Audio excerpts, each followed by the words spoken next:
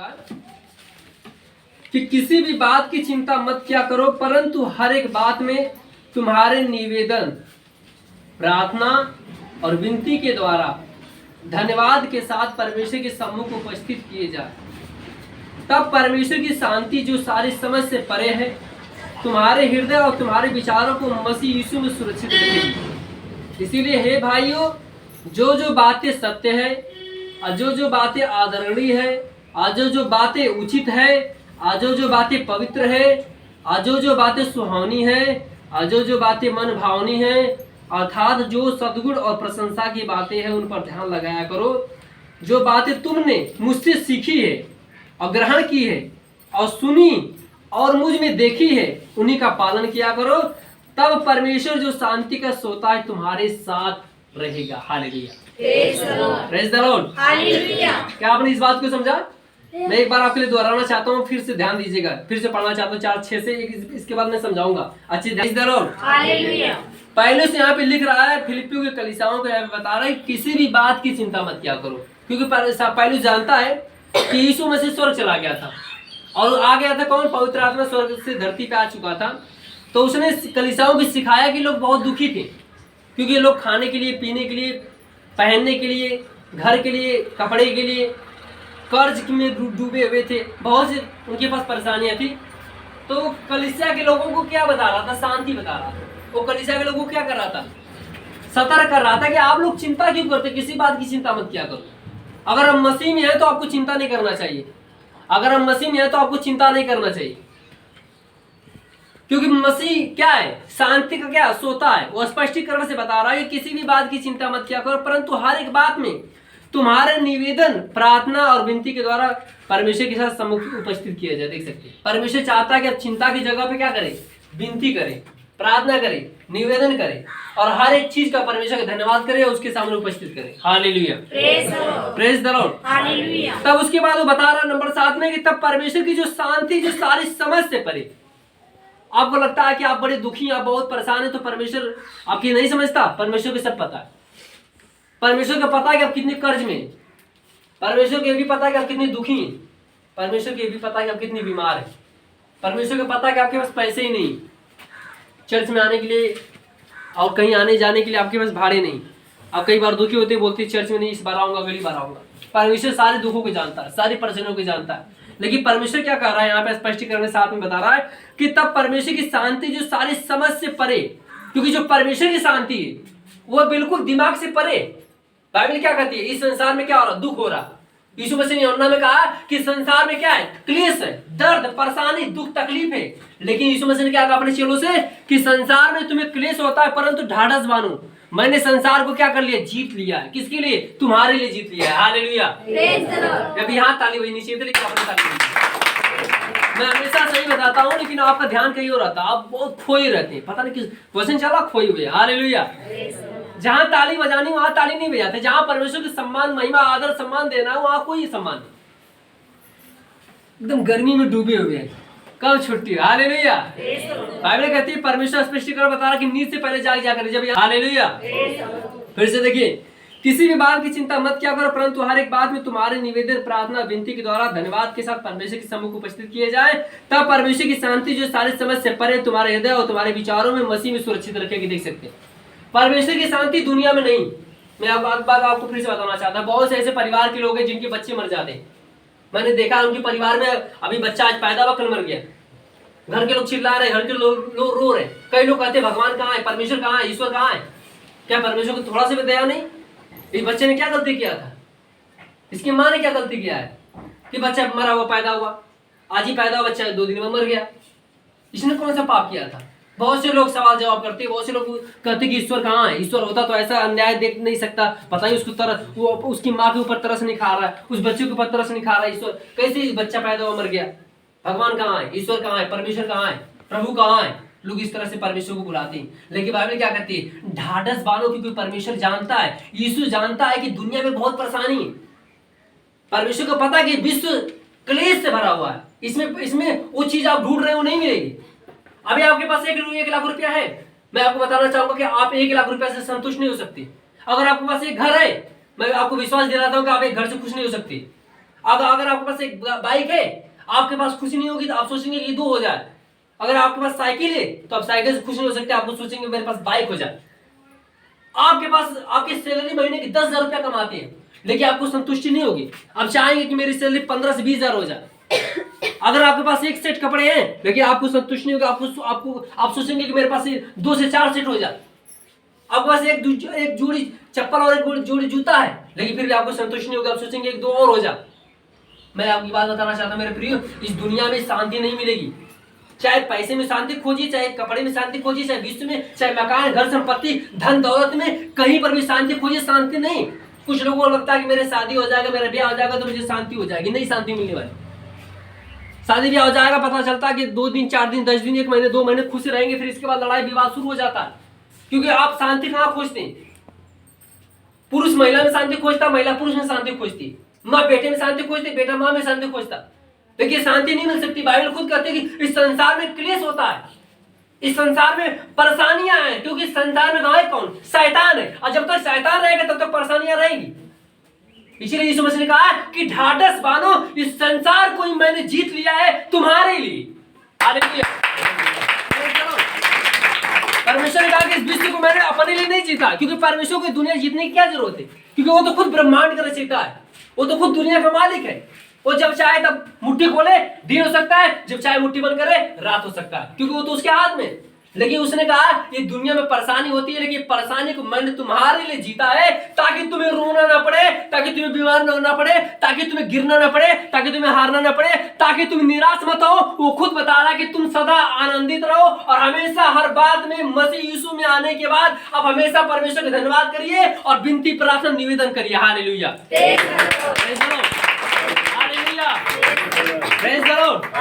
हम जब मसीह यीशु में से बाहर रहते हैं, जब हम चर्च में नहीं आते, जब हमने अपने जीवन में यीशु मसीह को ग्रहण नहीं किया, हम अविश्वासी थे, हमारा जीवन कैसा था? आपको पता, हमारा जीवन पाप से भरा हुआ था, हम पापी थे, हम लोग गलत रास्ते पे चल रहे थे, हम लोग बुराई करने वाले थे, बुराई को ढूंढने वाले थे, हम लोग दोष लगाने वाले थे, दोष को खोजने वाले थे।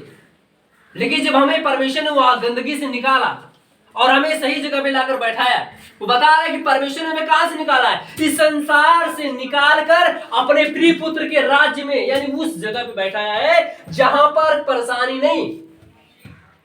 मैं हमेशा आपको सोचता हूं कि आप एक मसीह है तो आत्मा की तरह सोचा करिए, आत्मिक स्तर में सोचिए। जब आंखें बंद करेंगे तब परमेश्वर आपसे बात करेगा, जब आंखें बंद करेंगे तब आपका दर्शन शुरू हो जाएगा, जब आप आंखें बंद करेंगे तब परमेश्वर आपको समस्या का समाधान बताएगा। मैं हमेशा बताता हूं कि जब पौलुस प्रचार करने के लिए रोम में जा रहा था, एशिया में जा रहा था, तो उस जहाज में पौलुस बैठा हुआ था।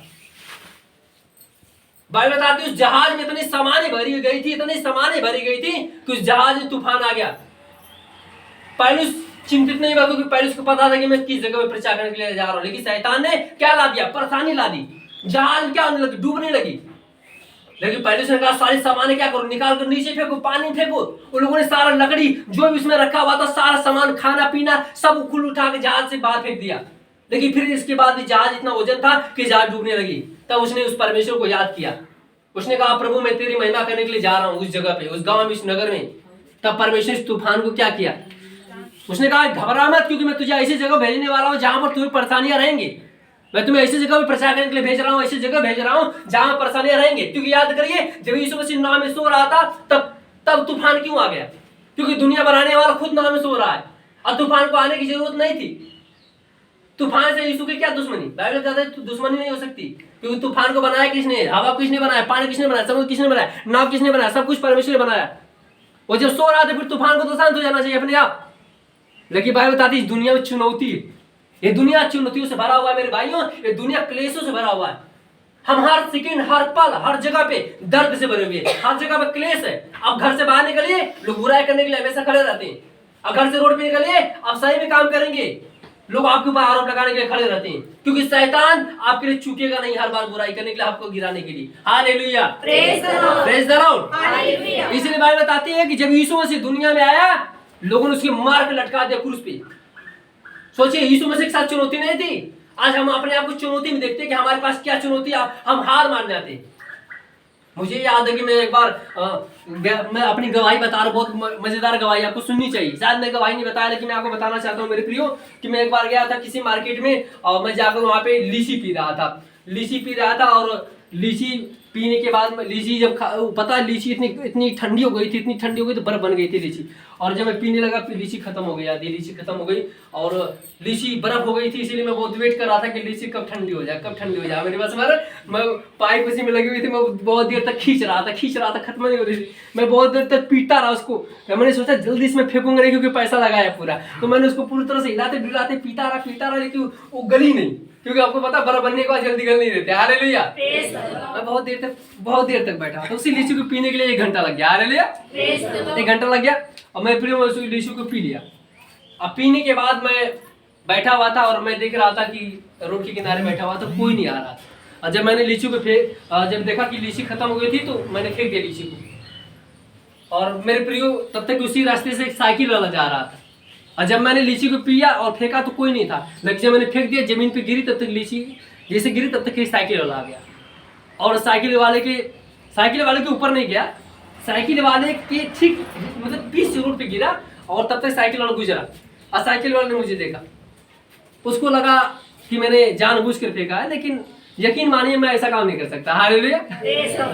तो एक व्यक्ति मेरे साथ बैठा हुआ था बगल में और मैंने उसको कहा कि देखिए मुझे बड़ा दुख हुआ, मुझे नहीं फेंकना चाहिए था रोड पे, लेकिन हाँ मैंने भी देखा कोई नहीं आ रहा था, पता नहीं कहाँ से यार एक व्यक्ति आ गया जो, तो वो व्यक्ति बेचारा मुझे देखा फिर चला गया, कुछ नहीं बोला। और मुझे बड़ा दुख हुआ कि मुझे लगता है ये बेचारा सोचेगा कि कैसा लड़का है, इसने पी कर फेंक दिया मेरे ऊपर। हालेलुया। भाई मेरे कहने का मतलब मान सम्मान सबका होता है, चाहे छोटा आदमी हो चाहे बड़ा आदमी हो, सबका मान सम्मान होता है। लेकिन मैंने अपने आप में बड़ा दुख, अपने आप में बड़ा कष्ट हुआ मुझे कि मैंने लीची तो पिया ठीक बहुत देर से, एक तो लीची ले लिया, परेशान था कब से, इसको ठंडा कर रहा था नहीं, उसके बाद पिया, उसके बाद फेंक दिया, वो भी किसी के ऊपर चला गया। हालेलुया। मैं बता रहा हूँ मुझे बहुत तकलीफ हुआ। ये गवाही है, सुनिए, ये टेस्टिमनी है, ये सच्चाई की टेस्टिमनी, इसको अब सुननी चाहिए आपको। मैं उसको पी के फेंका, तब तक ठीक उसके पीछे एक आदमी और आ गया, उसी के पीछे से वो आदमी को लीची ना उस आदमी के ऊपर गई जो साइकिल वाला था, ना दूसरे जो पीछे वाला था उसके ऊपर आई। तो उस आदमी ने देखा और चला गया, कुछ नहीं बोला। और मैंने उस आदमी से कहा कि देखिए मुझसे मैं उसके ऊपर चला गया हूँ, मुझे ऐसा नहीं करना चाहिए। तो उसने बोला आपने, मैं देखा आप गलती से नहीं फेंकी, आप चला गया अनजाने में। तो बोला कि हाँ आपकी गलती नहीं थी। तब तक पीछे से बाइक वाला आ गया, उसने भी मुझे देखा। मैंने बोला मैंने जानबूझ के नहीं फेंका। हालेलुया। मैंने उससे बोला मैंने जानबूझ के नहीं फेंका, लेकिन उसने उसको मतलब समझ रहा है ना कि आपको पता है संसार में बहुत अलग अलग तरह के लोग होते हैं। कुछ लोग सही थोड़ा शांत तरीके होते हैं, कुछ लोग थोड़ा डिफिकल्ट है, बहुत कठिन। शायद आपको थोड़ा सा सेवकाई में आप पता है मसीह आप बैठे यहाँ पर है, लेकिन आपको लगता है जीवन बड़ा सरल नहीं। यीशु मसीह में आने के बाद जीवन कठिन हो जाता है।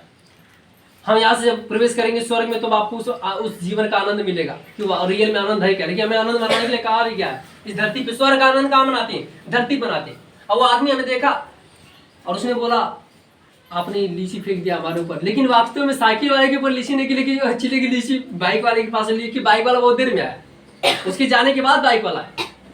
बात समझ रहे कि नहीं समझ रहे। अब मेरे प्रियो बाइक वाला क्या था, शराब पिया हुआ था। समझ रहे, उसकी शक्ल से लग रहा था, उसके मुंह से थोड़ा बदबू आ रही थी। आपको पता शराब वाला पीते, तो उसने देखा, मैंने कहा ये तो बिल्कुल रियल में शराब पिया हुआ है और मुझे लगा शैतान हावी इसके ऊपर। हालेलुया। और मैंने कुछ नहीं बोला, मैं चुपचाप बैठा हुआ था। और फिर वो आदमी मुझे बहुत देर तक देखता रहा। हालेलुया। गुस्से की तरह से फाड़ खाने वाले भेड़िया, समझ रहे हैं। बहुत देर तक देखता रहा। फिर इसके बाद वो जो भी उसके मन में मतलब समझ रहे मैं क्या करूँ, उसके मन में जो भी चल रहा था कि क्या कर सकता है क्या नहीं कर सकता, बात समझ रहे। फिर वो आया और फिर वो चला गया, वो भी चला गया। फिर मैं आपको बता रहा हूँ उस रात में आया घर पे, मुझे नींद नहीं, मैं 12-1 बजे सोया। मैं बड़ा सोच विचार कर रहा था कि मैंने जिंदगी में बहुत लीची पी, लेकिन ये आज की लीची मुझे याद रहेगी। Praise the Lord. मेरे प्रिय मैं आपको बताना चाहता हूँ मैं कोई ठंडा नहीं पीता। आपने देखा होगा मैं सिर्फ 10 रुपए की सस्ती वाली लीची आती है, मैं उसी को पीता हूँ और पर डे पीता हूँ डेली, क्योंकि मुझे अच्छा लगता है। तो लोग कहते हैं आप बच्चे हैं हमेशा लीची पीते रहते। दुकानदार भी हमेशा जानता है कि आप जब भी मैं बाजार जाऊंगा तो जानता है कि लीची पीती है। और एक ठेला वाला भी बोलता है आप शौकीन है लीची पीने की, क्योंकि मैं आपको डेली देखता हूँ एक लीची पीते रहते हैं। मैंने बोला हाँ पीता हूँ, अच्छा लगता है। तो समझ रहे हैं। अब वो लीची मैंने बहुत पी लीची, लेकिन वो लीची मुझे याद है।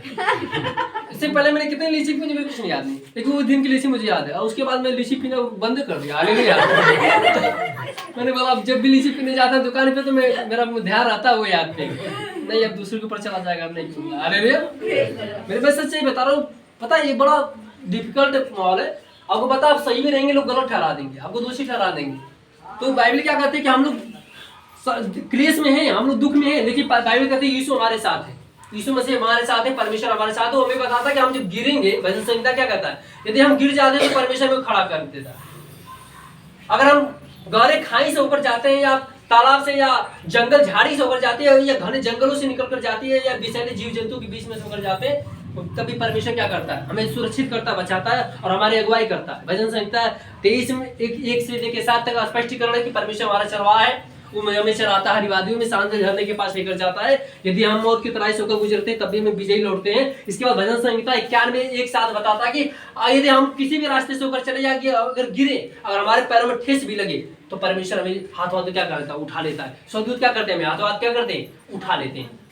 हालेलुया मेरे प्रियो। और यशायाह क्या लिखता है, यशायाह 26:3 में लिखता है कि जिसका मन मुझ में धीरज धरे हुए है उसकी तो पूर्ण शांति के साथ रक्षा करता है, क्योंकि वह तुझ पर भरोसा रखता है। यहोवा पर सदा भरोसा रखा, क्योंकि यहोवा सनातन चट्टान है। हालेलुया। ये बता रहा है कि जिसका मन तुझ में धीरज धरे हुए है उसकी तू पूर्ण शांति के साथ रक्षा करता है, क्योंकि वह तुझ पर भरोसा रखता है। यहोवा पर सदा भरोसा रख, क्योंकि प्रभु यहोवा सनातन चट्टान है। वो बता रहे कि हमें किस पे भरोसा करना चाहिए। हमारा भरोसा पैसे के ऊपर नहीं होना चाहिए, हमारा भरोसा हमारे पति के ऊपर नहीं होना चाहिए, हमारा भरोसा हमारे घर के ऊपर नहीं होना चाहिए, हमारा भरोसा हमारे संपत्ति के ऊपर नहीं होना चाहिए। हमारा भरोसा बता रहा, हमारा भरोसा कहाँ होना चाहिए, हमारा भरोसा यहोवा पे होना चाहिए। हमारा भरोसा कहाँ होना चाहिए, यीशु मसीह के ऊपर होना चाहिए। फिलिपियो 2 आपको अभी स्पष्टीकरण से हम लोग यहाँ पे पढ़े, फिलिपियो वाला में 4:6 वाले में, कि उसने कहा कि तुम्हारे मन में जो शांति भरेगा वो कौन भरेगा, यीशु भरेगा। और यहाँ पर यशायाह 26:3 बता रहा है कि जो तुम्हारे मनों को शांति देने वाला है वो कौन है, यहोवा है। दोनों जगह पे बता रहा है कि शांति कौन दे सकता है, यहोवा यानी यीशु दे सकता है। Hallelujah, praise the Lord, hallelujah, hallelujah, praise the Lord. और रोमियो 8:28 में बताता है, देख सकते हैं रोमियो 8:28 में बताता है कि हम जानते हैं कि जो लोग परमेश्वर से प्रेम रखते हैं उनके लिए वह सब बातों के लिए भलाई उत्पन्न करता है, अर्थात उन्हीं के लिए जो उसके अभिप्राय के अनुसार बुलाए गए हैं। देख सकते हैं वो हमारे मनों में क्या उत्पन्न करता है, शांति। हम भले दुख में आए, तकलीफ में आए, परेशानी में आए, लेकिन परमेश्वर हमारे मन में क्या उत्पन्न करता है, शांति। और यूहन्ना में बताता है, हे परिश्रम करने वाले बोझ से दबे हुए लोगों मेरे पास आओ।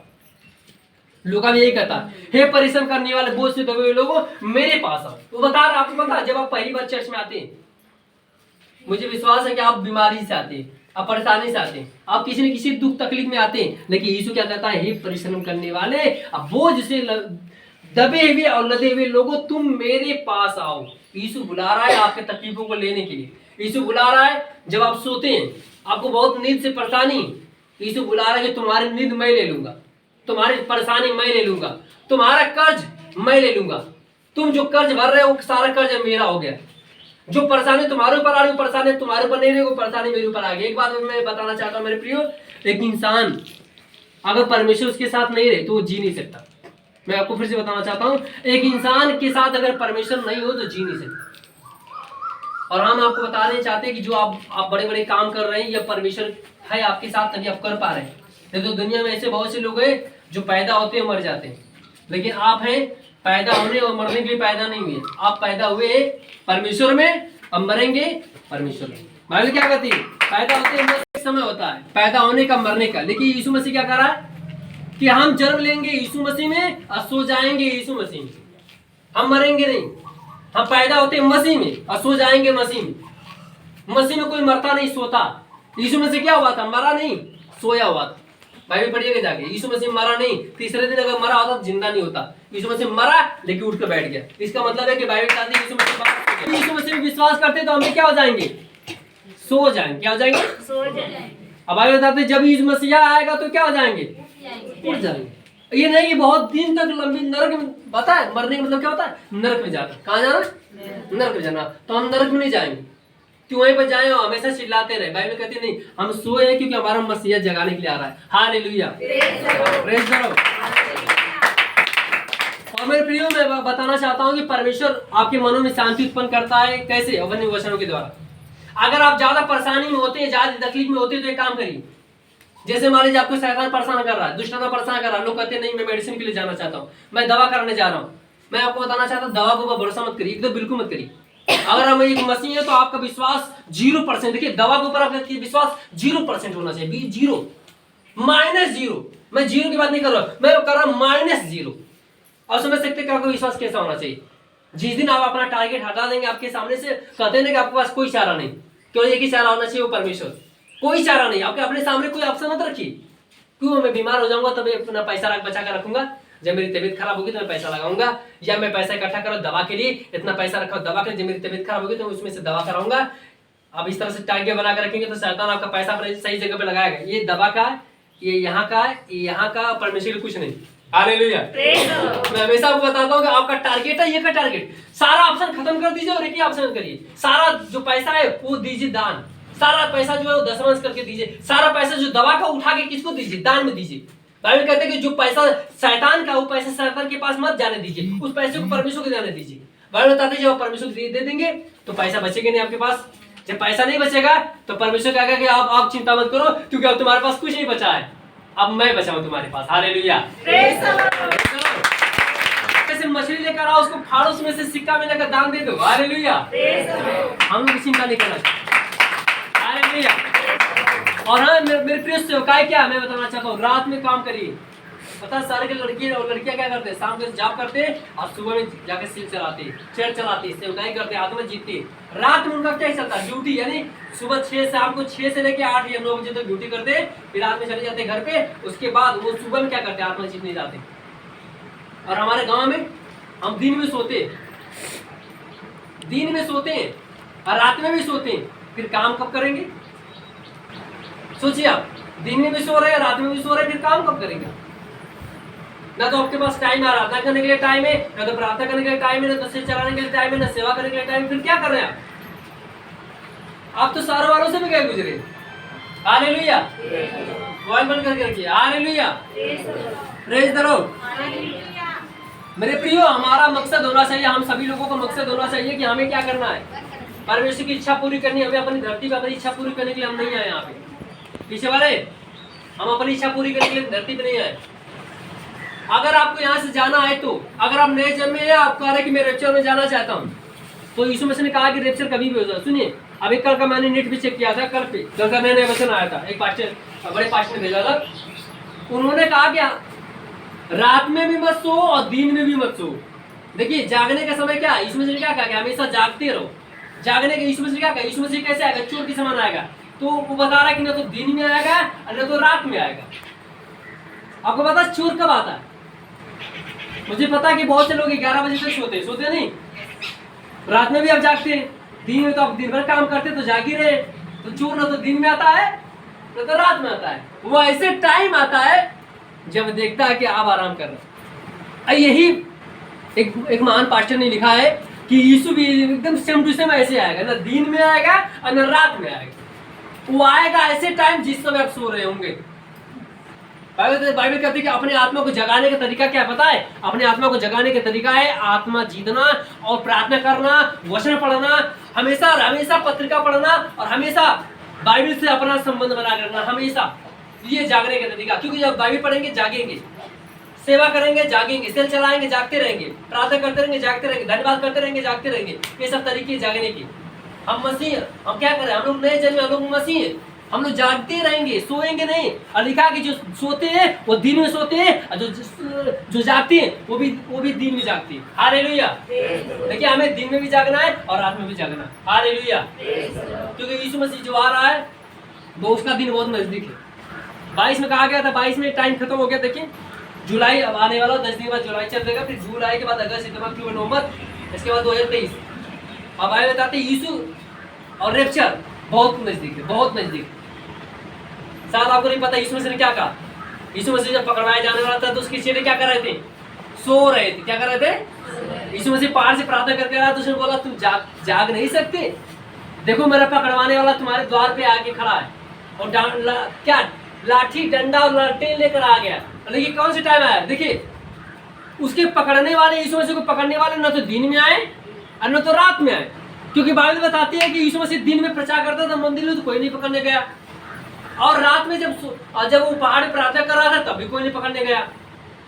लेकिन जब भोर होने वाली थी जब चला पकड़ने वाला। बाइबल में क्या कहते, चोर ऐसे समय आता पता है, ठीक भोर में आता 3 बजे और या तो 2 बजे, 2 या 3 बजे की टाइम आता, क्योंकि सबको पता है कि दुनिया वाले सो जाते हैं कब, 2 से 3 बजे।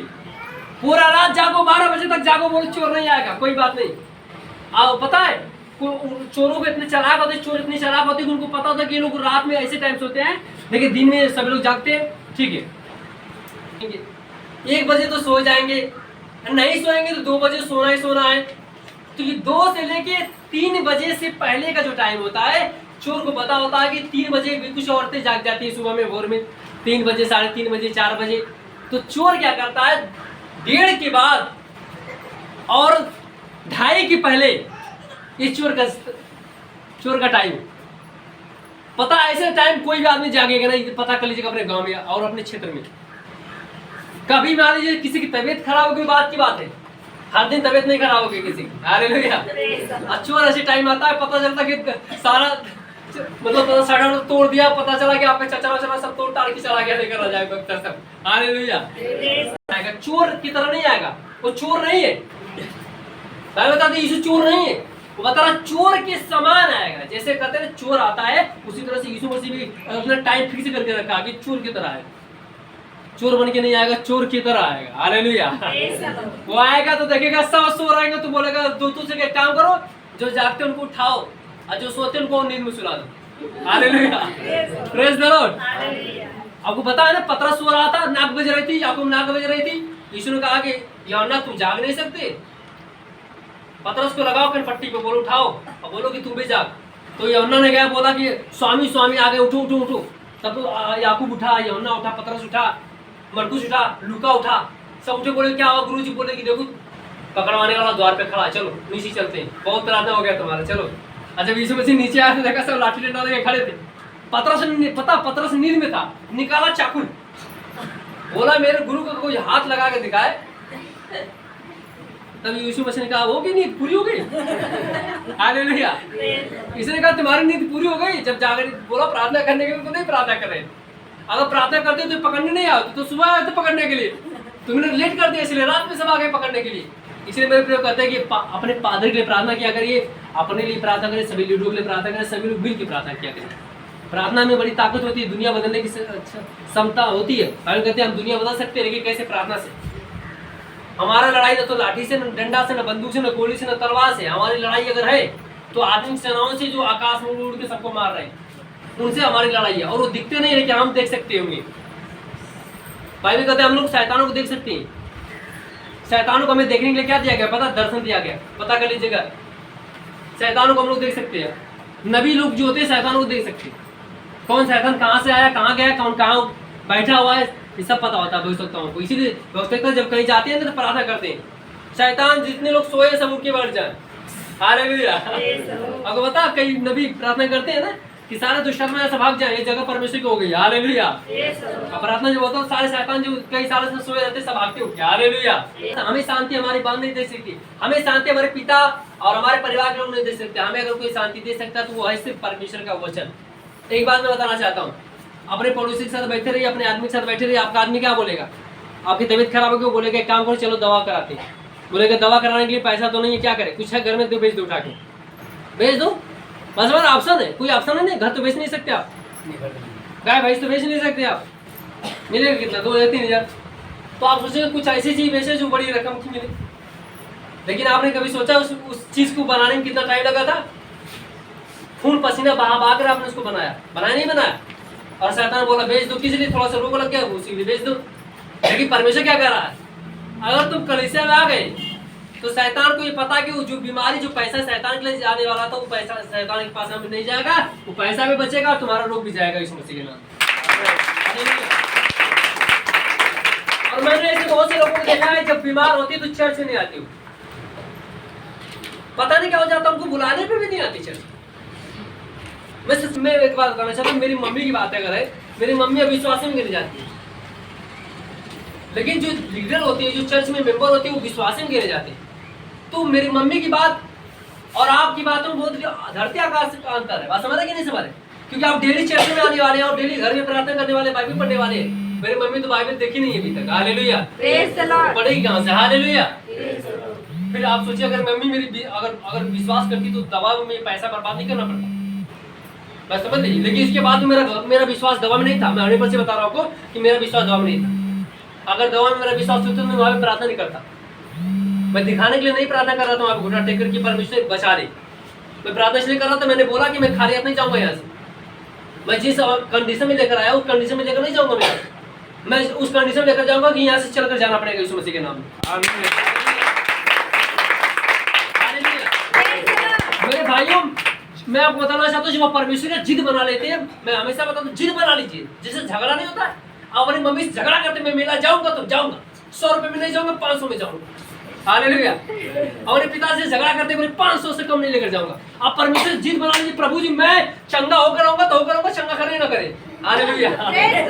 जिद बना लीजिए। बाइबल कहते हैं कि हम क्या करते हैं, कुरिन्थियों में लिखा हुआ है कि हम अपने पिता को क्या बुलाते हैं, कि पिता नहीं कहते, हम कहते हैं हे अब्बा। क्या कहते हैं, हे अब्बा। यानी हमारा रिश्ता केवल परमेश्वर के साथ पिता पुत्र का नहीं है, हमारा रिश्ता अपने पापा मम्मी सब बुला सकते हैं अपने पिता को, कोई हर्ज नहीं। और बाइबल कहते हैं अगर आप पाप करते हो तो यीशु मसीह हमारा वकील है, और बोलता है एक पाप करो चलो क्षमा हो गया, लेकिन ध्यान है दोबारा गलती मत करने की, यीशु को पता फिर करोगे तुम, हालेलुया। मैं एक बात बताना चाहता हूँ, यीशु मसीह को परमेश्वर क्या बनाया है, वकील बनाया। क्या बनाया, वकील। अब पता परमेश्वर कौन है, जज। देखिए हम क्या है, हम यहाँ के मेंबर हैं, यीशु वकील है, और पिता क्या है, जज है। न्याय कौन करता है, जज करता है। लेकिन जज ऐसे न्याय नहीं करेगा, उसके पास सही पता है, सही गवाह की जरूरत पड़ेगी, और सही आपके पास सही क्या बोलते हैं, टेस्टिमनी होनी चाहिए, सही जानकारी होनी चाहिए। और जानकारी कौन लेकर आएगा, जज लेकर आएगा, वो वकील। दोषी कौन है, आरोपी कौन है, मेंबर। आरोपी मनुष्य होता है, जज के सामने खड़ा किया जाता है। यीशु आता है, बोलता है हे पिता इन्हें छोड़ दे क्योंकि मैंने इनका न्याय कर दिया, ये आदमी सही है, इसका मैंने चेक किया, कोई गलती नहीं, तो सही पाया गया। पिता बोलते ठीक है तुम्हारी बात मानता, तुम वकील हो, ठीक, तुमने क्या, तुम मुझे पेश करो, कुछ प्रूफ पेश करो। तो यीशु मसीह क्या कहता है, मैंने अपना खून दिया, इसको चेक कर लीजिए, मेरा खून इसके शरीर क्या है, आगे नहीं है। पिता बोलते हैं ठीक है, इसके शरीर तुम्हारा खून है, चलो इसको माफ करो, ये पवित्र हो गया। क्या हो गया, पवित्र हो गया। आप अगले वाला की चेक करो, यीशु का खून है कि नहीं उसके शरीर में। इसीलिए यीशु मसीह क्या कहा कि जब तक तुम मेरा मांस मेरा लहू नहीं खाओगे, नहीं पियोगे, तब तक तुम्हारे अंदर जीवन नहीं। यीशु मसीह ने कहा, और यीशु मसीह ने कहा कि मेरा लहू तुम्हारे सब पापों क्या करता है, शुद्ध करता है। तो यीशु का लहू आपको पवित्र बनाता है, आपको धोता, आपके पापों को साफ करता है, और आपको शुद्ध करता है, परमेश्वर के सामने खड़ा करता है, हालेलुया। तो हम कहते हैं हे पिता, जैसे तूने मेरे अपराधियों को क्षमा किया, वैसे मैं भी उनके अपराधों क्या करता हूँ, क्षमा करता हूँ। जैसे मैंने उनके अपराधों को क्षमा किया, वैसे तू भी मेरे अपराधों क्या कर, क्षमा कर। बस कितनी सरल प्रार्थना आपका ये, प्रभु जैसे मैंने अपने भाई को क्षमा कर दिया, वैसे आप मेरी बहन को क्षमा कर दीजिए, वैसे आप मुझे क्षमा कर दीजिए।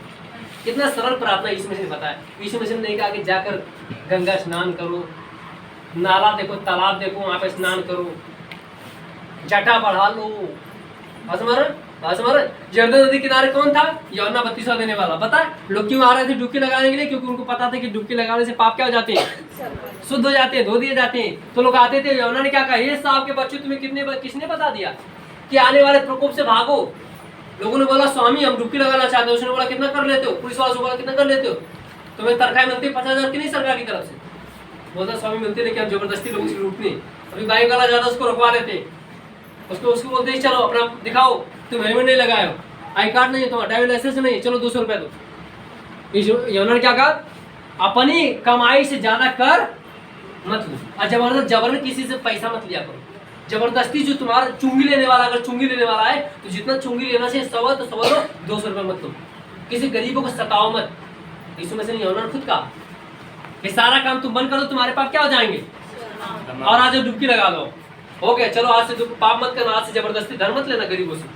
बोलो स्वामी आज से गरीबों से हम जबरदस्ती धन नहीं। कोई लोग पुलिस वाले को अपनी वर्दी ड्रेस इस्तेमाल करके क्या करते हैं, जबरदस्ती गरीबों को मारते पीटते हैं और उनसे पैसा लेते हैं। द्वारा यूहन्ना ने कहा सब बुरे काम छोड़ो, आज से डुबकी लगाओ, पापों को मार कर आज से पाप मत करना, और जाओ प्रभु का नाम लो, hallelujah, praise the Lord, hallelujah. इसलिए मेरे प्रियो जब हम यहाँ चर्च में आते हैं अपने पापों को मान लेते हैं, और हम क्या कहते हैं आज से पाप नहीं करेंगे, hallelujah, praise the Lord, hallelujah. और एक बात बताना चाहता हूँ, कई लोग यहाँ पे बहुत ही परेशान है, बहुत से लोग परेशान होते हैं, बोलते प्रभु जी पास्टर जी हमारे लिए प्रार्थना कर दीजिए, हमें शांति मिल जाए। मैं कहता हूँ मेरे प्रार्थना करने से शांति नहीं, शांति आपको कहाँ खोजी?